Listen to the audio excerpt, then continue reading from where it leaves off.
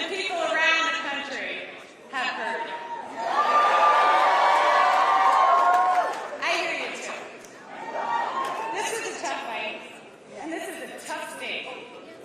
But I know you, New Jersey. We love you! And I love you. I've fought for you. I've spoken with thousands of you over this last year. I know your struggles. I know your hopes. I know your dreams. So serving you is worth any tough fight I have to take on, and I am incredibly honored to be your next senator.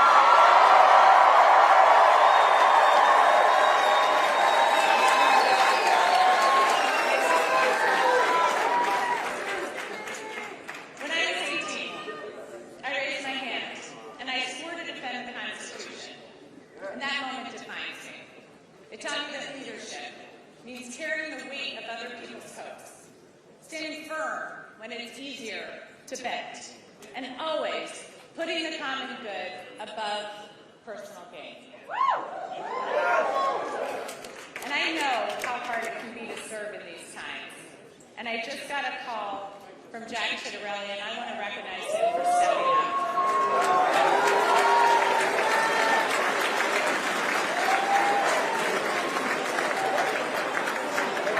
And all of you know, I love our history. And our state motto has always stuck with me. In 1777, New Jersey was one of the first states to choose a motto. Anybody? Liberty and prosperity. I'm going to get some more civics education going. We'll get that known by all. But it was a demand for freedom from oppression and a commitment to creating better opportunity and a better future. That idea has defined us for almost 250 years. We fought for liberty at the crossroads of the American Revolution, turning the tide for our young nation at the battles of Trenton and Princeton. We offered prosperity as we built the nation during the Industrial Revolution. We've been the cradle of scientific discovery, inventing everything from the light bulb to the laser. Liberty and prosperity. I've seen the genius in that motto over the last year, because both are essential in our democracy. And as the president is backing away from this ideal, cutting SNAP, ripping away health care, terminating Medicaid, we here in New Jersey are bound to fight for a different future for our children.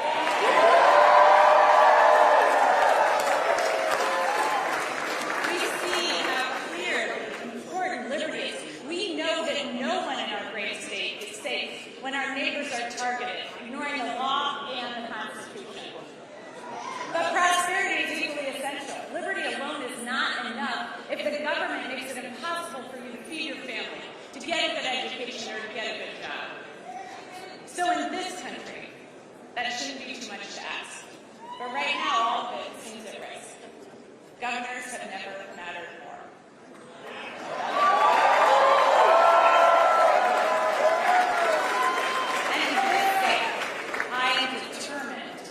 Prosperity for all of our citizens.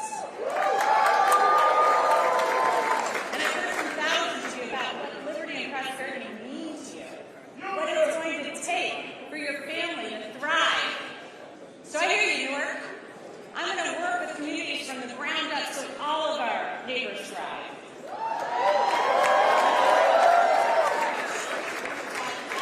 I hear you, Council. I'm going to declare a state of emergency on day one to drive down your utility costs. I hear you, Westfield, so I'm going to make sure our kids are safe online and schools have the resources they need to address the mental health crisis. I hear you, Jersey City, so I'm going to hold government accountable, balancing individual liberty with collective responsibility, ensuring people are safe, healthy, educated, and free to pursue their dreams. I hear you, New Jersey. Good government doesn't just manage problems, it solves them.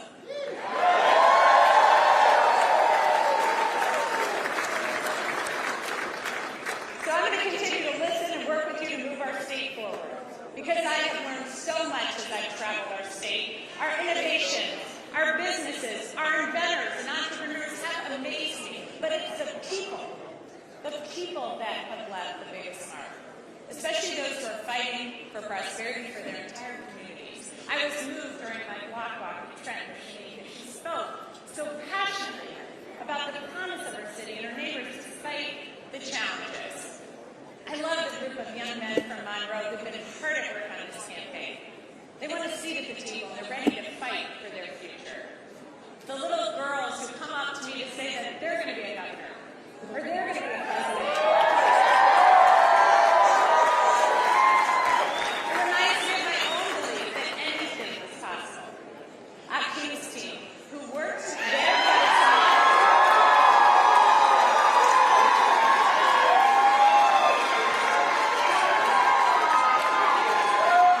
knocked over 60,000 doors.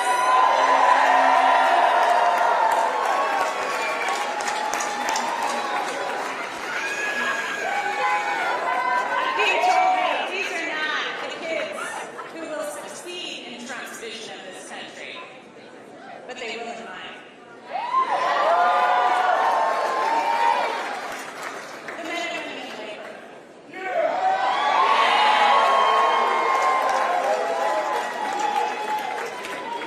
At UW, the time when our economy is set up to make it harder and harder for working people, you know what? They don't just fight for their brothers and sisters in labor, they fight for all of us. For working families everywhere, so everyone has a shot. So thank you. Thank you to each and every person here tonight, and across the state who's worked hard over the last year. Thanks to the thousands of volunteers who make millions of calls, texts, and canvases, to everyone who's ready to stand and demand a better future for our kids and our families. To my running mate, Dr. Dale Cullen.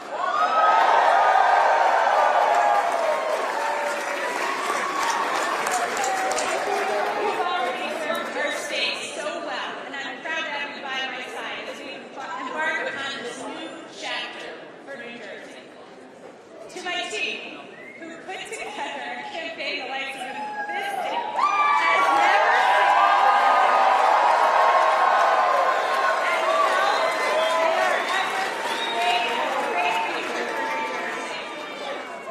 and thanks to my family.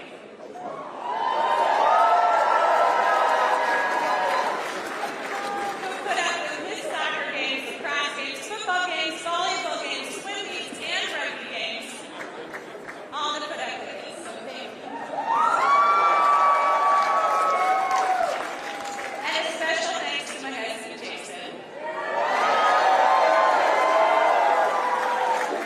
4 kids, 2 dogs, a hamster, numerous goldfish, 5 campaigns, an insurrection, and 2 impeachments.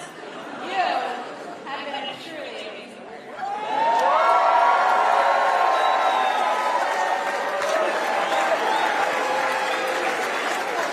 So thank you to everyone who's joining me fighting for a better future. I know these are tough times. I know not everyone voted for me, but I'm working for everyone. Every